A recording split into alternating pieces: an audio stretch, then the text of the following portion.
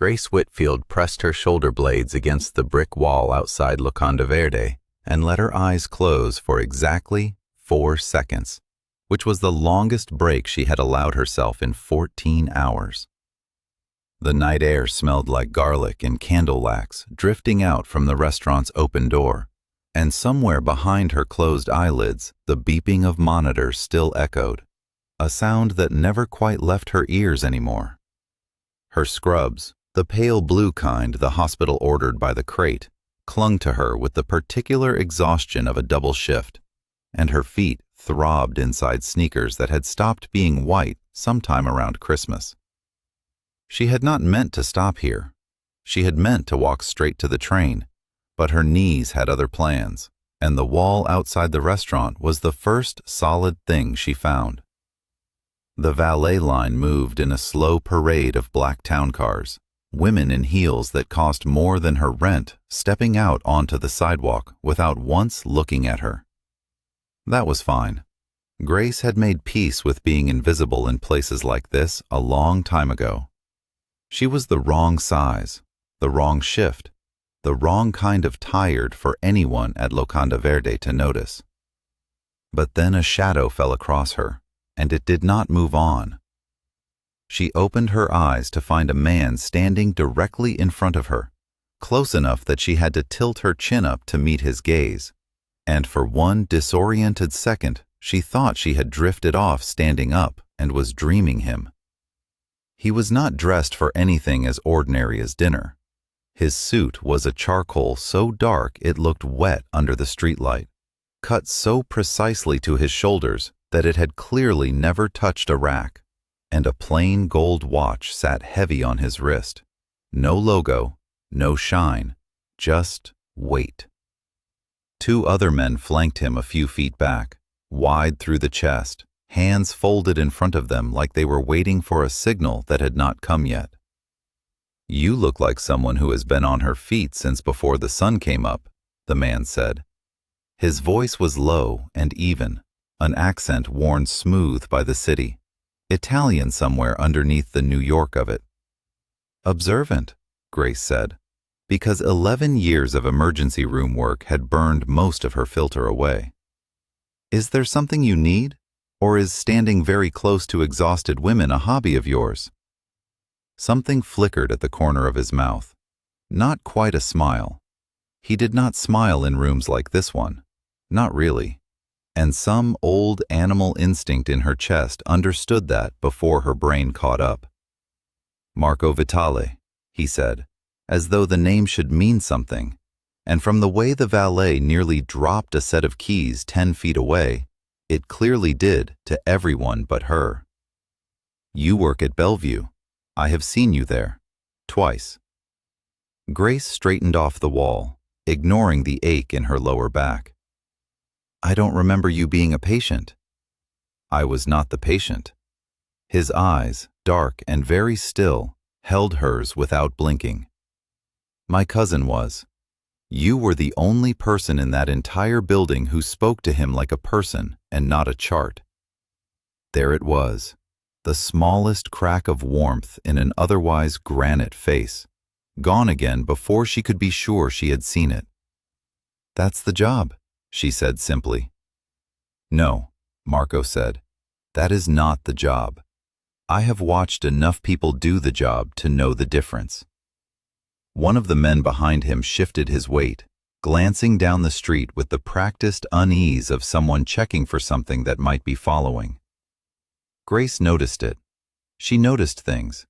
It was half of why she was good at what she did, and she filed the movement away without knowing yet that it would matter.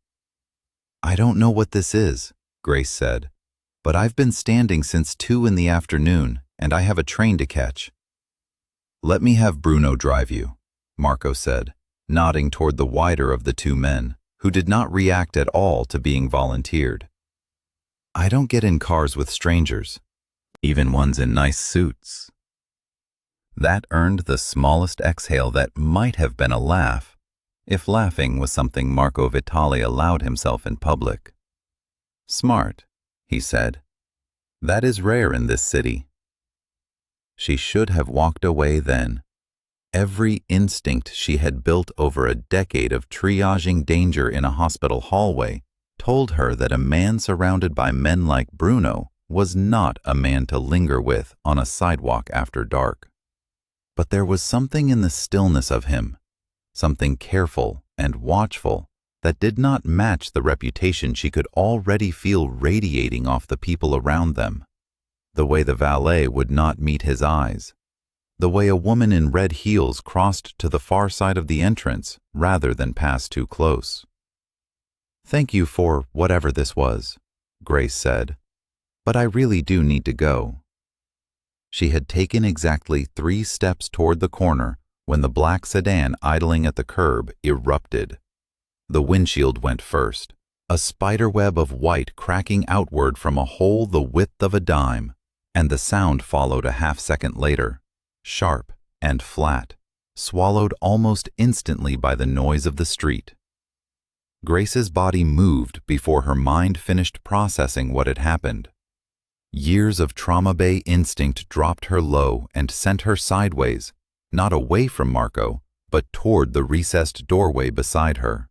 Some part of her already calculating angles and cover the way she once calculated compressions per minute.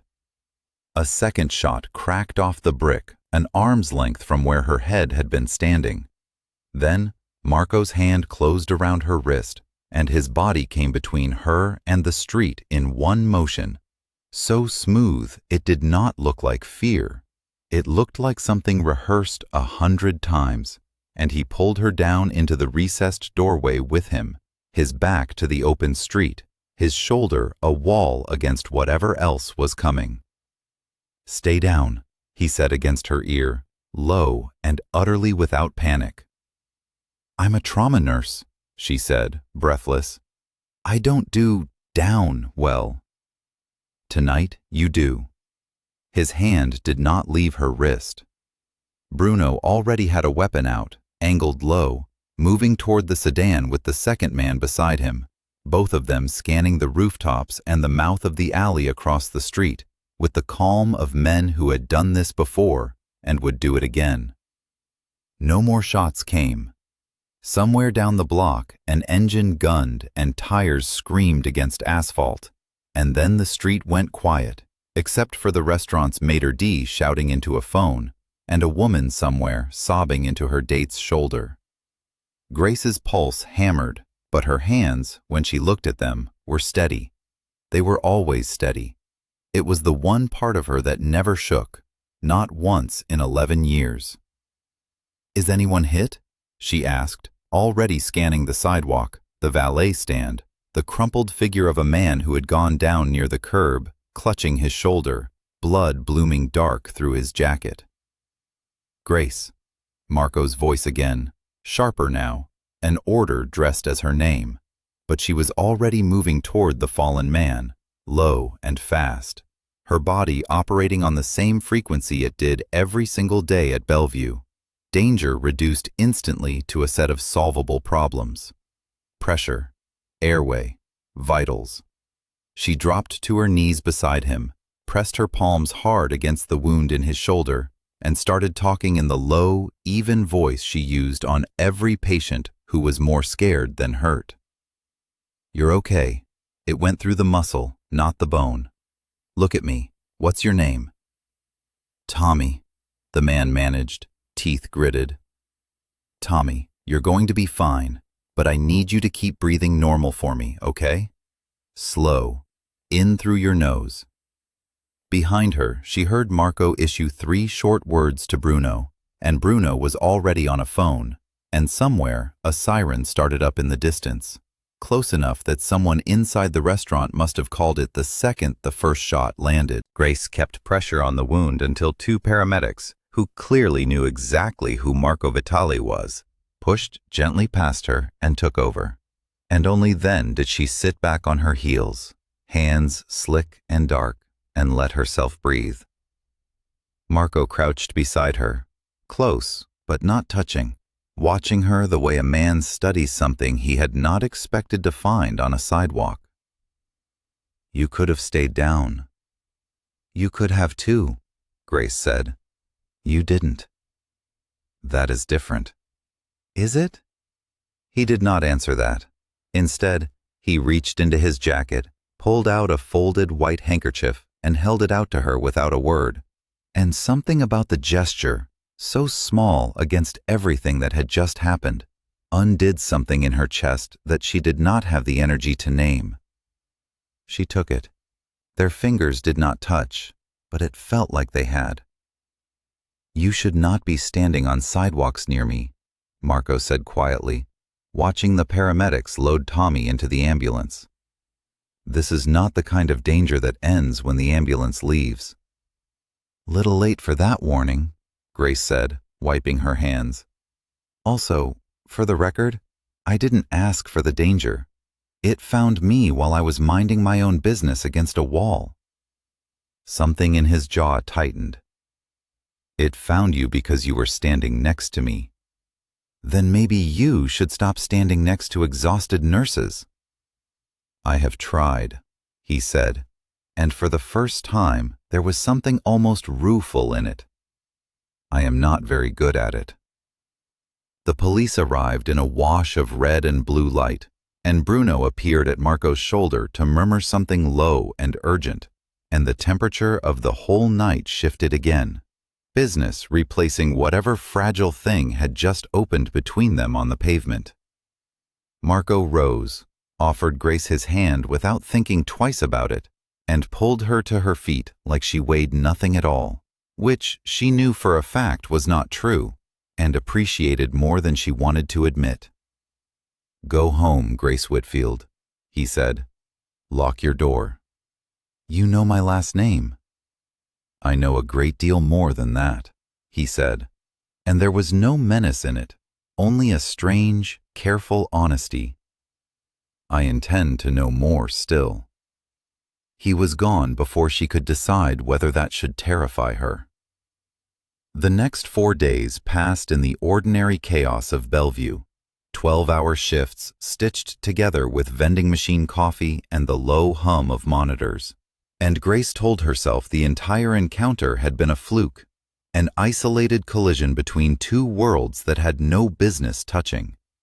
She did not tell her coworkers about the gunfire, mostly because she did not know how to explain that she had knelt in the middle of it and pressed her hands to a stranger's wound instead of running, and partly because she was not entirely sure yet what she believed about that night herself.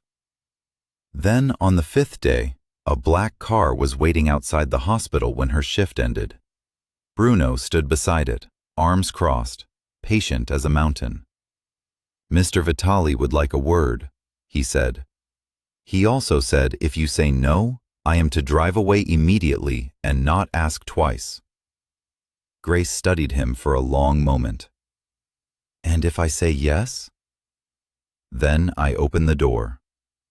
She thought of Tommy, bleeding out on a sidewalk, of the way Marco's body had come between her and the street without hesitation, of the handkerchief still folded in her bag because she had not been able to bring herself to throw it out or wash the blood from it.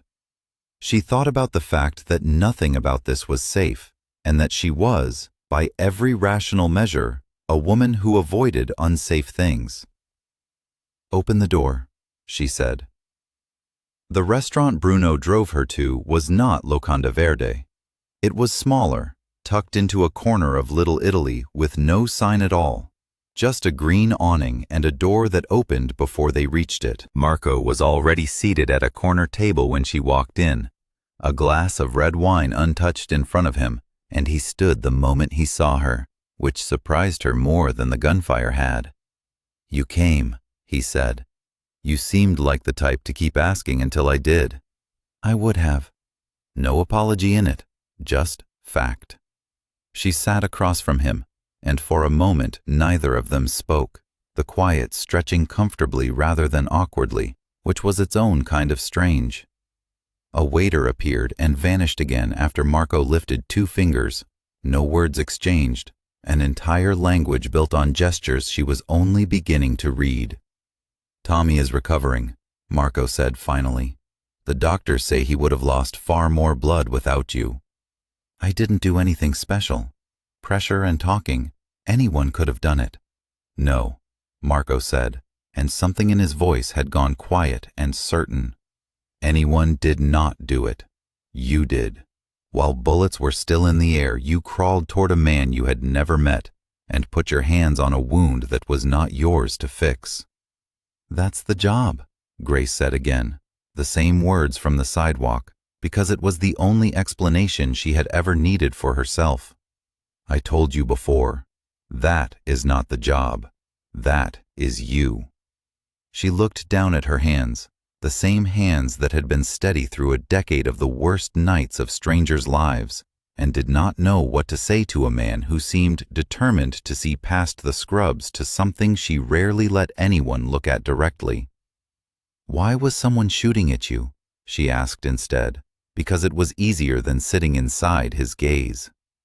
Marco's face closed, just slightly, the shutters coming down behind his eyes. Business, the kind I would rather not bring to your table. You already brought it to my sidewalk. A muscle in his jaw shifted. That was not supposed to happen. My organization has rules. Civilians are not touched, not threatened, not endangered. What happened outside that restaurant was a message meant for me, sent by a man who does not honor rules the way my family does. Comforting, Grace said dryly. Your family has rules about the shootings. My family has survived 30 years in this city because we understand that violence without discipline destroys everything it touches, Marco said, and for the first time there was real weight behind his words, something old and grief-shaped underneath the calm. My brother did not understand that. He thought the life was about power for its own sake. He made an enemy he should have made peace with instead, and it cost him everything. And it nearly cost my entire family with him. What happened to him? Marco's hand tightened almost imperceptibly around the stem of his wine glass. He is buried in Queens. 6 years now. I run everything he built because someone has to, and because I promised him I would keep what was left of it standing. Grace did not offer sympathy, because something in the set of his shoulders told her sympathy was the wrong currency here. Instead, she said, "That's a heavy promise to carry alone." I do not carry it alone, Marco said. I carry it correctly. There is a difference. Is there? His eyes came up to hers, dark and unreadable, and for one unguarded second, tired in a way that had nothing to do with sleep. Ask me again sometime. I am not certain of the answer myself. They talked for 2 hours after that, about nothing that should have mattered, the specific chaos of a trauma bay on a full moon, the particular stubbornness of his mother about Sunday dinners, the fact that Grace had grown up 2 boroughs away from him, and had once, as a teenager, worked a summer job 3 blocks from a restaurant his family had owned for decades. It should have felt like small talk. Instead, it felt like 2 people slowly setting down weapons neither had realized they were still holding. When Bruno finally drove her home that night, Marco walked her to the door of her building himself, standing at the bottom of the stoop while she climbed the steps, watching until she was safely inside with the kind of patience she was not used to receiving from anyone. "Grace," he called up, just as she reached her door. She turned. "Thank you," he said, "for putting your hands on a stranger's wound while men were still shooting at him." "You already thanked me." "I wanted to say it again," Marco said. "Properly this time." It should not have made her chest ache the way it did. She told herself it was exhaustion. She was becoming a very unreliable narrator of her own feelings, and some cautious part of her knew exactly why. 2 weeks folded into each other in a rhythm Grace had not expected her life to develop. Marco did not call constantly, did not flood her with the kind of performative attention men used when they wanted something from her before they had earned it. Instead, he appeared at the edges of her days in small, deliberate ways. Coffee left with the doorman on a morning she had complained of exhaustion. A car waiting on nights the trains were running late. A single message after a particularly brutal overnight shift that read only, I heard about the bus accident. I am glad you were the one on shift." It terrified her how easily she had started looking for his name on her phone. She learned things about him in fragments, the way trust is built in a world like his, one careful disclosure at a time. She learned that he had been groomed for this life since he was 17, that he had wanted, once, to study architecture, that he still kept a drafting table in a spare room of his apartment that he never used but could not bring himself to remove. She learned that his mother lit a candle every Sunday for his brother, and that Marco attended every single time, no matter what was happening in the family's business that week. She also learned, without him ever saying so directly, that the man who had ordered the shooting outside Locanda Verde was named Salvatore Greco, the head of a rival family who had spent 3 years trying to take territory that had belonged to the Vitale family since before Marco was born. "He wants what is mine," Marco told her one evening in his apartment, the two of them standing at the window with the city spread gold and glittering below them. "He has wanted it for years. He believes my brother's death made us weak. He is looking for proof." "And I'm proof of something to him? A liability?" Marco turned to look at her, and something in his expression made her breath catch. "You are the first thing in 6 years I have wanted to protect that has nothing to do with the family name." The confession landed heavier than any declaration of love could have. Grace understood, standing there, that this was the most honest thing he had ever said to anyone, that a man like Marco Vitale did not hand out vulnerability easily, and that he had just handed her a piece of himself with both hands open. "That's a dangerous thing to want," she said quietly. "I am aware. I'm not going to pretend I don't understand what your world is. I've seen what it does. I held pressure on a man's shoulder because of it." "I know." "But I'm still here," Grace said, surprising herself with how steady her voice came out. "I could have stopped answering your messages 2 weeks ago. I didn't." Marco crossed the space between them slowly, and when he reached her, he did not pull her close immediately.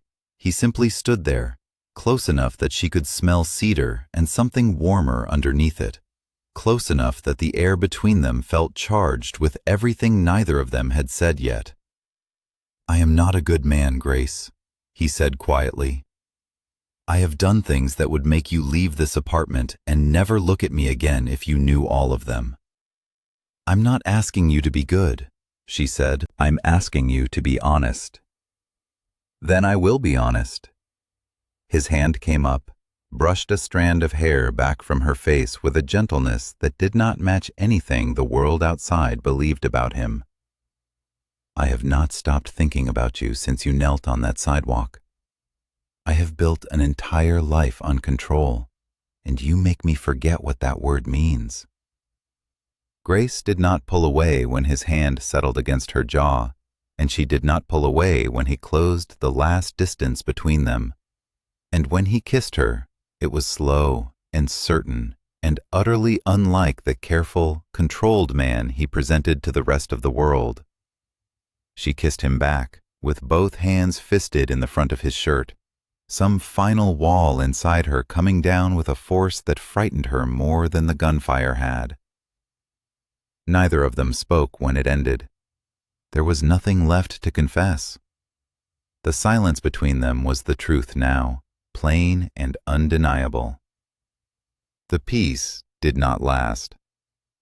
3 nights later, Grace left Bellevue at the end of a 16-hour shift to find her own street cordoned with police tape, her apartment building's front window shattered, black scorch marks streaked across the brick facade where something had clearly been thrown and detonated with more noise than damage. Her landlord stood on the sidewalk in a bathrobe, shouting at an officer, and the fire marshal was already inside, assessing what turned out to be a firebomb tossed through the lobby window, timed, everyone would later agree, for a moment when the building's tenants would mostly be out. It was not subtle. It was not meant to be. It was Salvatore Greco's answer to a question Marco had apparently not realized he was asking out loud, simply by letting himself care about her.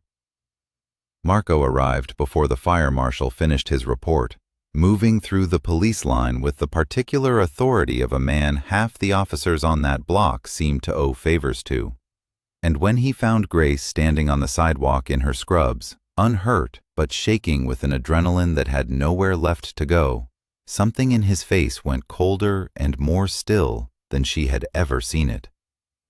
"You are staying with me," he said, and it was not a request. "Marco, I have a lease. I have a life that doesn't revolve around your world. Your building was just firebombed because of your relationship to me," he said, low and precise. "That world already found your life, Grace. I am simply offering you a version of safety inside it."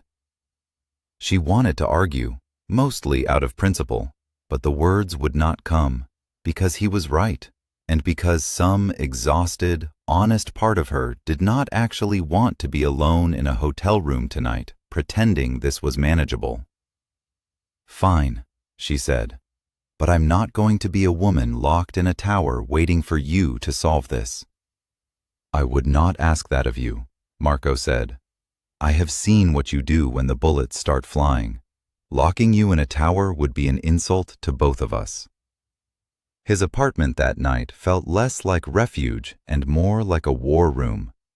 Bruno and two other men Grace had not met before moved through the space with quiet urgency, maps and photographs spread across the dining table that Marco folded away the moment he noticed her watching, though not before she caught a glimpse of Salvatore Greco's face in a surveillance photograph, sharp-featured and smiling in a way that did not reach his eyes. "You're going to do something dangerous," Grace said later, when the others had gone and it was just the two of them in the dark kitchen, the city lights the only illumination between them. "I am going to end this," Marco said. "Properly this time, not the way my brother would have." "And what does properly mean?" "It means Salvatore Greco agrees to leave what is mine alone, permanently, in front of witnesses who matter, or it means he does not get the chance to try again." That sounds like a euphemism for something I'm not going to like.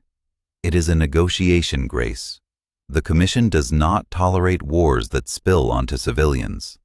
What he did to your building broke a rule older than either of us. I intend to use that. She studied him in the dim light, this man who had held her hand through gunfire and confessed the truest thing he had ever said with his hand on her jaw, and she understood, with sudden and total clarity, that she was not going to sit safely in his apartment while he walked into a room with the man who had tried to burn her out of her own home. "I'm coming with you," she said. "Absolutely not. You don't get to decide that alone. I've been dragged into this whether either of us wanted it or not. I want to see it end, not wait somewhere pretending I'm not involved." "It is not safe." "Neither was that sidewalk," Grace said. "And I didn't run then either." Marco's jaw worked, some internal argument playing out behind his eyes, and finally, slowly, he nodded, though the concession clearly cost him something. "You stay behind me. You do not speak unless I tell you to. If I say leave, you leave. No arguments." "I can work with that."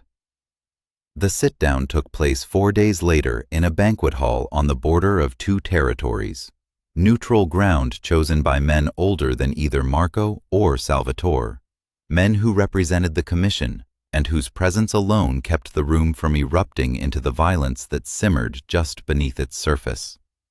Grace stood at the back near the door as instructed, dressed not in scrubs but in a simple black dress Marco's mother, of all people, had sent over that morning with a note that said only, "You will need this. Welcome to the family," whether he has said the words yet or not. Salvatore Greco was smaller than his photograph suggested, wiry and sharp, with the restless energy of a man who had spent his whole life reaching for something just out of grasp. He smiled when Marco entered, an expression with no warmth in it at all. "Marco Vitale," Salvatore said, and he brought his nurse. How touching. "You firebombed a building full of civilians," Marco said, his voice carrying easily through the hall without ever rising. "You put a bullet through a windshield on a public street outside a restaurant full of people who have nothing to do with either of our families. The commission does not need me to explain why that is a problem for you." One of the older men seated at the head table, silver-haired and unreadable, spoke without raising his voice. "Is this true, Salvatore?" Salvatore's composure flickered, just slightly. "The girl is a complication he created himself." "The girl," Marco said, and something dangerous had entered his voice now, quiet and absolute, "is a civilian, a nurse who has saved the life of more than one man in this room, including your own cousin 2 years ago at Bellevue, and she is under my protection. You did not simply come for me, Salvatore. You broke the oldest rule this commission has, and you did it on a public street where anyone could have died." The room's temperature changed. Grace felt it the way she felt a code blue coming before the monitors caught up, a pressure shift in the air that meant something was about to break. "He is right," the silver-haired man said finally, and the words fell into the room like a verdict. "Salvatore, you have overstepped territory rules and civilian rules in the same month. That is not ambition. That is recklessness this commission cannot afford to protect." Salvatore's eyes cut toward Marco, and for one held breath Grace thought she saw his hand twitch toward his jacket, saw Bruno shift half a step forward near the door, saw the entire room recalibrate around a threat that had not yet become action. Then Salvatore's shoulders dropped, the fight going out of him in the face of a table full of men who would not back him. "This is not finished," Salvatore said, low, to Marco alone. "It is finished tonight," Marco said. "What happens after is your choice to live with." The commission's ruling came swiftly and without theater.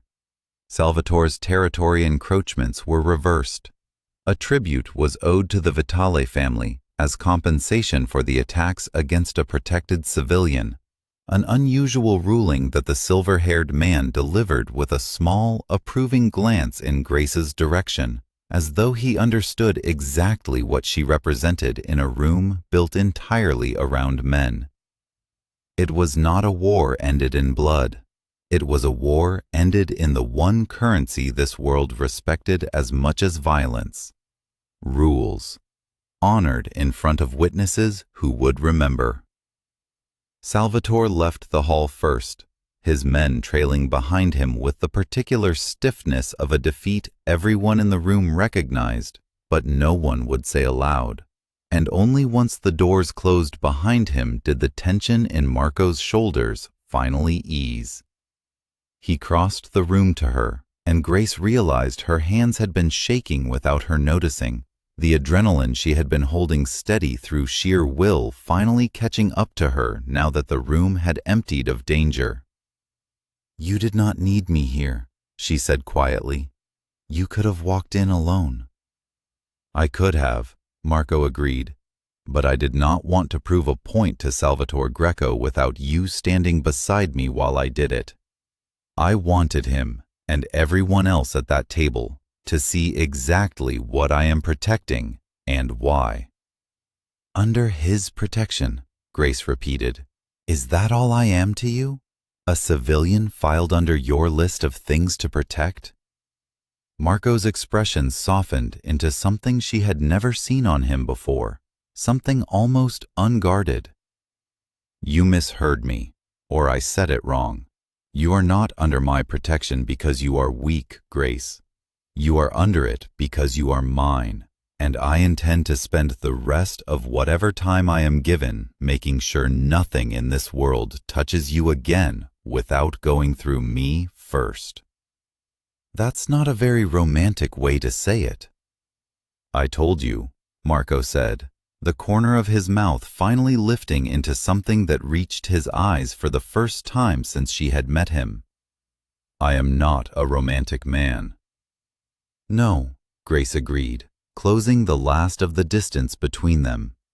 "But you drove into gunfire for a nurse you'd met twice, and you just told an entire roomful of dangerous men that I belong to you. I think you're a little bit romantic, Marco Vitale. You just don't like the word." He did not argue with her. He kissed her instead, in the middle of an emptying banquet hall that still smelled faintly of gunpowder and expensive cologne, and this time, neither of them was thinking about danger at all. 6 weeks later, Grace still worked her shifts at Bellevue, still came home smelling of antiseptic and exhaustion, still argued with Marco about the absurd number of security cameras he had insisted on installing around her new apartment, the one 2 floors above his, connected by a private elevator he had built without asking her opinion, and then apologized for in a way that was not really an apology at all. She had not become someone else to fit into his world. She had simply widened her own world to hold both things at once: the trauma bay and the family dinners with his mother, the 12-hour shifts and the quiet nights on his terrace overlooking a city that had tried, more than once, to take this from both of them and failed. One evening, standing at that same window where he had first confessed what she meant to him, Marco reached over and took her hand, turning it palm up, studying the calluses and the steadiness of it the way he had that very first night on the sidewalk. "These hands stopped a man from bleeding out in the middle of gunfire," he said quietly. "They have never once shaken, not from fear, not from anything this life has thrown at you." "They're shaking now," Grace said, and it was true, just barely. "Why?" "Because I finally understand what it means to want to stay somewhere dangerous. Not because I have to, but because I choose to. Every single day." Marco lifted her hand and pressed his lips against her knuckles. An old-world gesture in a very new-world city, and neither of them said anything else for a long while, because nothing else needed saying. The city hummed below them, indifferent and alive, and somewhere in it a nurse who had once been invisible against a restaurant wall now stood in the arms of the most dangerous man in it, not rescued, not conquered, simply chosen, and choosing right back. If this story kept you hooked until the very last word, hit that like button and subscribe for more, because there are plenty more dangerous men and the women brave enough to stand their ground waiting for you. Drop a comment and tell me exactly which moment made your heart stop. I read every single one. See you in the next story.